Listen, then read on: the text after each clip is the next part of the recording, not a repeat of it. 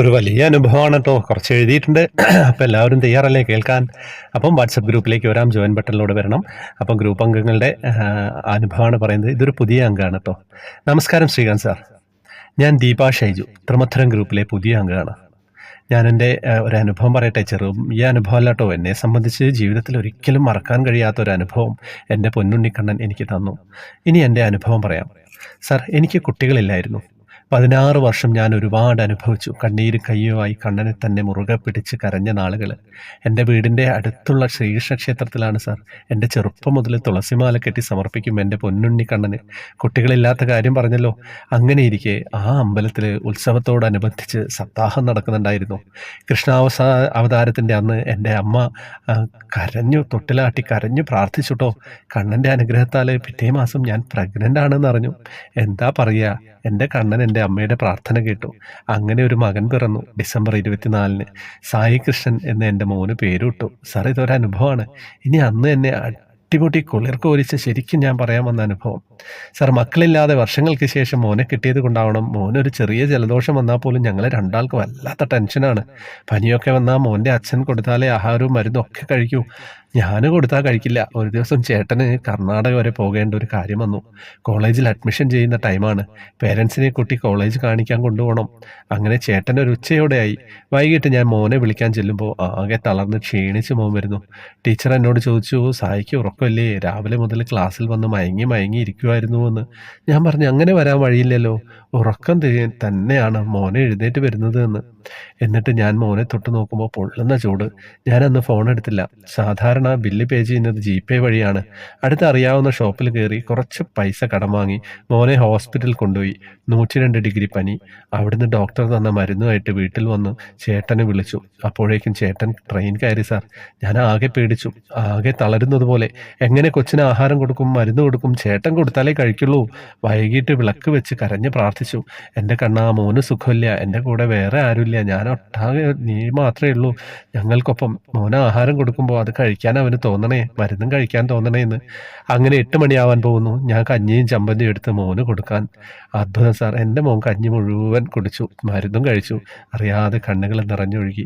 പിന്നെ മോനെ ഒരു വിധത്തിൽ ഉറക്കി കിടത്തി. എൻ്റെ കയ്യിൽ മുൻപ് ഗുരുവായൂരിൽ നിന്ന് വാങ്ങിയ ഒരു കുഞ്ഞു ഫോട്ടോ ഉണ്ട്. അതെടുത്ത് മോൻ്റെ കയ്യിൽ വെച്ച് കൊടുത്തു. എന്നിട്ട് ഞാൻ കണ്ണനോട് പറഞ്ഞു, കണ്ണാ, മോനെ നോക്കിക്കോണേ, എനിക്ക് അടുക്കളയിൽ ഇത്തിരി ജോലി കൂടി ബാക്കിയുണ്ട്. അങ്ങനെ ഞാൻ അടുക്കളയിൽ പോയി ജോലിയെല്ലാം തീർത്ത് വരുമ്പോൾ ആരോ സംസാരിക്കും പോലെ ഹാളിൽ. സാർ, ഞാൻ ആകെ പേടിച്ചു. ഇതാരാ ഇപ്പോൾ ഹാളിൽ വിളക്ക് വെക്കുന്നത്? ഹാളിൻ്റെ ഒരു കോണിലാണ് സാർ. ഞാൻ നോക്കിയിട്ട് ആരെയും കണ്ടില്ല. ഓടിച്ചെന്ന് കൊച്ചിനെ നോക്കുമ്പോൾ ഞാൻ കണ്ടത് കൊച്ചിൻ്റെ കയ്യിൽ വെച്ച് കൊടുത്ത കണ്ണൻ്റെ ഫോട്ടോ പതിയെ ഊർന്ന് താഴെ വീണാൻ പോകുന്നു. മോൻ എന്തൊക്കെയോ ഒരു അസ്വസ്ഥത പോലെ കാണിക്കുന്നു.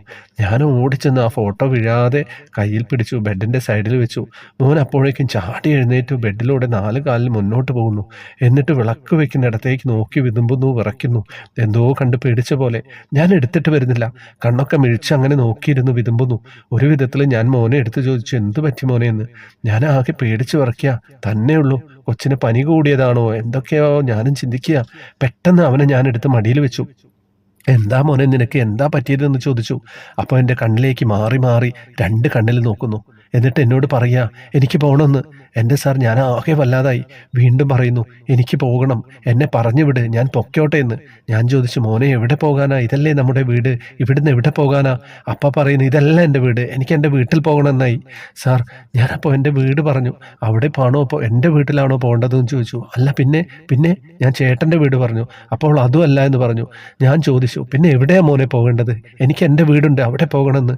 എൻ്റെ വീട് എന്ന് പെട്ടെന്ന് സാർ എനിക്ക് എന്തോ മനസ്സിലായി. ഞാൻ ചോദിച്ചു, എന്നോട് ആരാ സംസാരിക്കുന്നത്? അച്ചു ആണോ അതോ കണ്ണനാണോ എന്ന്. എന്നിട്ട് ഞാൻ ചോദിച്ചു, എൻ്റെ കണ്ണന് ഗുരുവായൂരാണോ പോകേണ്ടത്, അതല്ലേ വീടെന്ന് ചോദിച്ചു. അപ്പോൾ എൻ്റെ കണ്ണിൽ മാറി നോക്കി. എന്നിട്ട് പറയാ, എനിക്ക് വേറെ ഒരു വീട് കൂടെ ഉണ്ട് എന്ന്. ഞാൻ ചോദിച്ചു, അതെവിടെയാന്ന്? അപ്പോൾ പറയാ, അങ്ങ് ദൂരെയാണ് എന്ന്. പെട്ടെന്ന് ഞാൻ ചോദിച്ചു, ഉടുപ്പിയാണോ എന്ന്. എൻ്റെ പൊന്നു സാർ, അപ്പോഴത്തെ ആ നോട്ടം, എന്താ പറയുക, നോട്ടം വീണ്ടും എൻ്റെ കണ്ണിൽ മാറി നോക്കിയിട്ട് ഒരു കുസൃതി ചെറിയോടെ എൻ്റെ കണ്ണൻ പോയി സാർ. എങ്ങനെയാ എൻ്റെ അവസ്ഥ എന്ന് പറഞ്ഞ് മനസ്സിലാക്കാൻ എനിക്കറിയില്ല സാർ. കണ്ണനായിരുന്നു എന്നത് സത്യം മനസ്സിലാക്കി വന്നപ്പോഴേക്കും കണ്ണൻ പോയി. ഏതോ മായാവലയത്തിൽ പെട്ട പോലെയായി വല്ലാതെ. പിന്നീട് ഞാൻ ഓടിപ്പോയി വിളക്ക് വെച്ചു. കണ്ണുനീരറിയാതെ ഒഴുകി ഇറങ്ങി. ഒന്നും പറയാൻ പറ്റുന്നില്ല, പ്രാർത്ഥിക്കാൻ വാക്കുകൾ കിട്ടുന്നില്ല. ഇരുന്നങ്ങ് കരഞ്ഞു. സന്തോഷമാണോ സങ്കടമാണോ? അപ്പോഴേക്കും മോനെൻ്റെ അടുത്ത് വന്ന് പറയാ, അമ്മേ, ഞാൻ കൃഷ്ണ കൃഷ്ണനെ കണ്ടു. ഓടക്കുഴൽ വിളി കേട്ട് വിളക്ക് കത്തിക്കുന്ന ടീപ്പോയുടെ പിന്നിൽ മറഞ്ഞു നിന്ന് ഓടക്കുഴൽ ഊതുന്നു. പാതിയെ കാണത്തുള്ളൂ എന്ന് പറഞ്ഞു. ഒരു 5 വയസ്സ് മാത്രം പ്രായം വരൂ, അത്രയേ ഉള്ളൂ എന്ന് പറഞ്ഞു. പിന്നീട് മോൻ അത് എന്നെ അപ്പോൾ തന്നെ വരച്ചു കാണിച്ചു സാർ. അത് കണ്ടിട്ടാണ് എൻ്റെ മോൻ ബെഡിലൂടെ വന്ന് വിളക്ക് വെക്കുന്നിടത്ത് നോക്കിയത്. ഇതും കൂടെ കേട്ടപ്പോൾ എനിക്കറിയില്ല, എൻ്റെ നിയന്ത്രണം മുഴുവൻ പോയി സാർ. എത്ര നേരം എങ്ങനെ ഇരുന്നു എന്നറിയില്ല. അങ്ങനെ ഉറങ്ങി. നേരം വെളുത്തപ്പോൾ മോൻ്റെ പനിയൊക്കെ മാറി സാർ. അങ്ങനെ ഒരു അനുഭവം എൻ്റെ പൊന്നു ഗുരുവായൂരപ്പൻ, എൻ്റെ പൊന്നുമൊത്ത് എനിക്ക് തന്നു. ഹരേ കൃഷ്ണ. ഒരുപാട് നീണ്ടുപോയി സാർ. ഇത് ചുരുക്കി വായിക്കണം. പൊന്നു ഗുരുവായൂരപ്പൻ സാറിനെയും നമ്മൾ ഓരോരുത്തരെയും കാത്തുരക്ഷിക്കട്ടെ. സർവം കൃഷ്ണാർപ്പണമസ്തു. ഇനിയുണ്ട് കേട്ടോ സാർ അനുഭവത്തിൽ. മോൻ്റെ കയ്യിൽ കൊടുത്ത ഫോട്ടോ ഞാൻ ഇടാം. ഒരുപാട് വഴക്കം വന്നു, ചില്ലൊക്കെ പോയി. എങ്കിലും എന്നും ഞാൻ സൂക്ഷിച്ചു വെക്കും. സത്യം പറഞ്ഞു കഴിഞ്ഞാലേ എന്താ പറയേണ്ടത്, ഇത് വായിച്ച് ചുരുക്കി പറയാനാ പറഞ്ഞത്. എങ്ങനെയാ ചുരുക്കുക? നിങ്ങളൊന്ന് പറ. ചുരുക്കാൻ പറ്റുമോ? ചുരുക്കാനൊന്നും പറ്റില്ല. സത്യം പറഞ്ഞു കഴിഞ്ഞാൽ ആ ഫോട്ടോ അയച്ചു തന്നിരുന്നു, അത് ഞാൻ ഇതിൽ വെച്ചിട്ടില്ല. ഭയങ്കര എക്സ്പീരിയൻസ് ആയിപ്പോയി അല്ലേ.